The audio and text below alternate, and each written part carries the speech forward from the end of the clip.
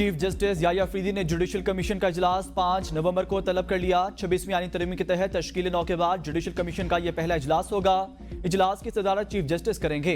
Justice Mansoor Ali Shah, justice Munib Akhtar और justice Aminuddin शरीक होंगे। इजलास में आईनी बेंचेस की तश्कील पर गौर किया जाएगा।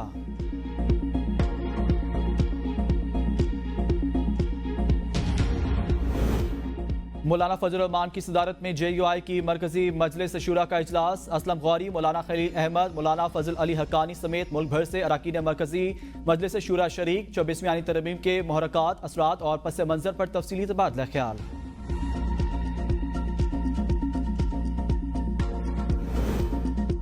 बानी PTI की अहलिया बुशरा बीबी दोबारा पेशावर पहुंच गईं। पार्टी जराये के मुताबिक बुशरा बीबी वज़ीर आला हाउस पेशावर के नेक्सी में क़याम करेंगी।